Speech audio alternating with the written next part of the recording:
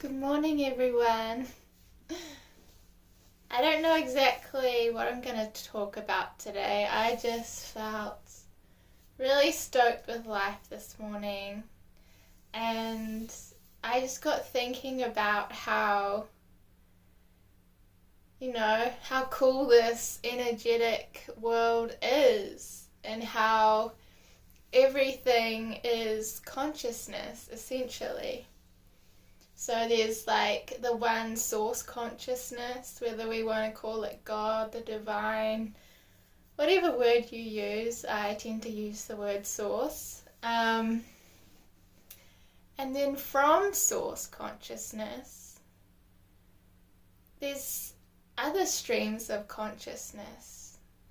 There's other things that are vibrating a certain way with their own unique perception.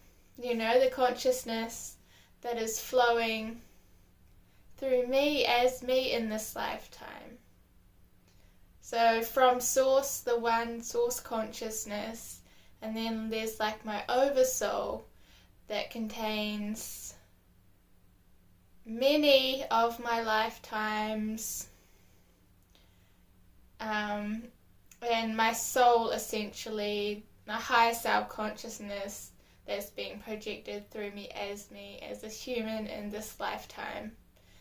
But there's also, the higher self aspect of me that is Pleiadian, or perhaps a human that lived during Atlantis, or whatever it may be. It's so cool how there's all these streams of consciousness. It's all there is. Same with objects, or the animals, or nature and the trees and everything. All consciousness. And it's like really cool, really empowering. Like when I think of, like this year my cat passed away. She was 18.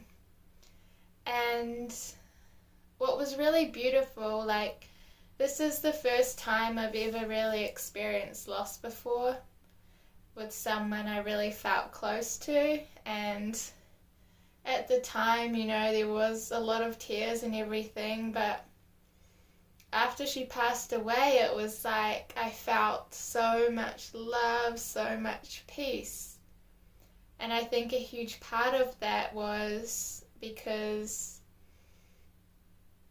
I knew she was more than just this physical body. Like, she has a soul. She's multidimensional. She's not just this being. Like, her soul exists beyond just this one physical form. And because it is consciousness, she will be having all these other lifetimes as well. And we can think about it like there's mediums out there who do mediumship, so they tend to tap into and connect with like past loved ones and things. And so we could look at that as more connecting with, if we use my cat Chloe for example, she could connect into that aspect of Chloe that was in this lifetime with me as this cat. But there's also Chloe as a soul. So there's also what I tend to do when connecting with, beings. It's more the soul level of these beings. So there could be another person that connected with Chloe, but instead of just this cat version of who she was in this lifetime and bringing through messages from that version of her, it's like you can also connect into who she was at a soul level, who she is, existing as her, as a soul, as her, we could call higher self-consciousness, but also all that she is, which is so much more than just this one lifetime. And yeah, I don't know why I'm talking about this, but I just think it's really empowering and really helps us tap into the soul part of us, the soul part of everyone else, rather than just seeing them through this fixed view of our ego or of this physical appearance that they may take. Because at the core of Source, like everything, from my experience tapping into Source and oneness, there's so much love.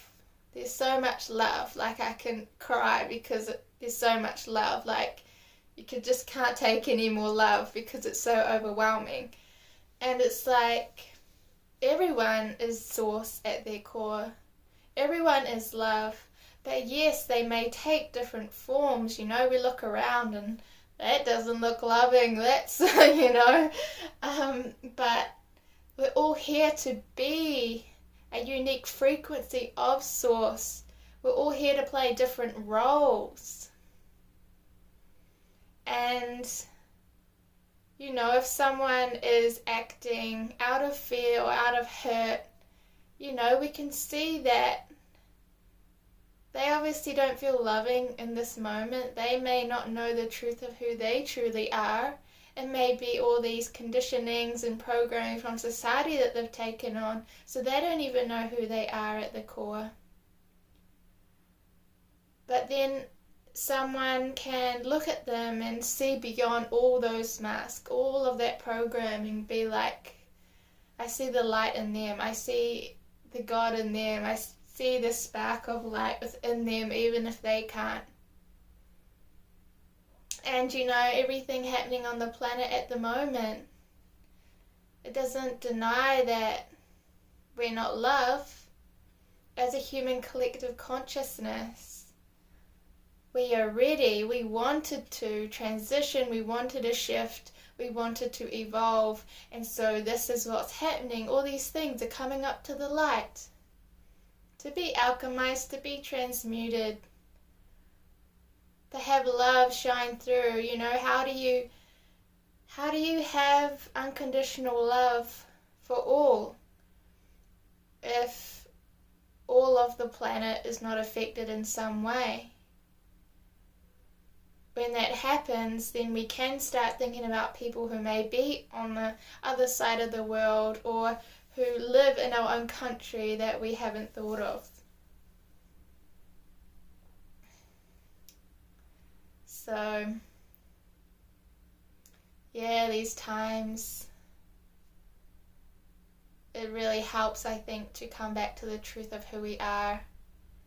And it's a process. And for some people, that may be triggered through loss, through hurt, through feeling of hopelessness, until we finally surrender and ask and open up and have that shift in consciousness.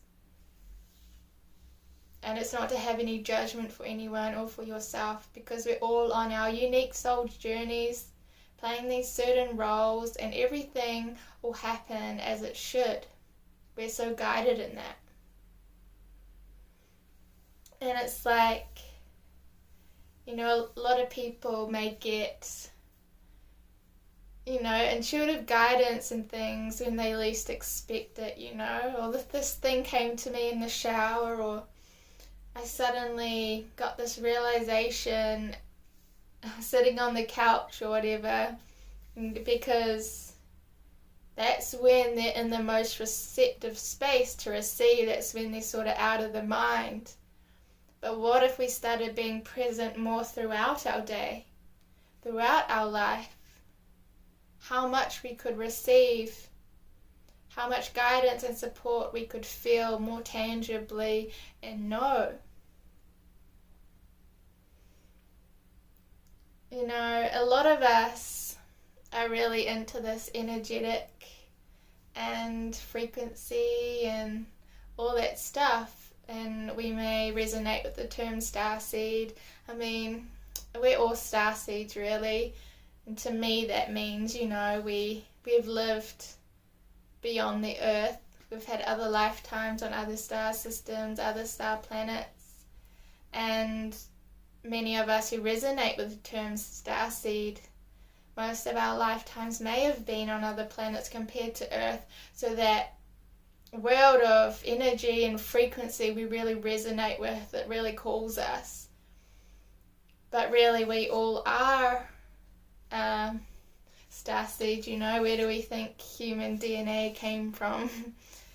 And yeah, it's just, I guess what I want to say is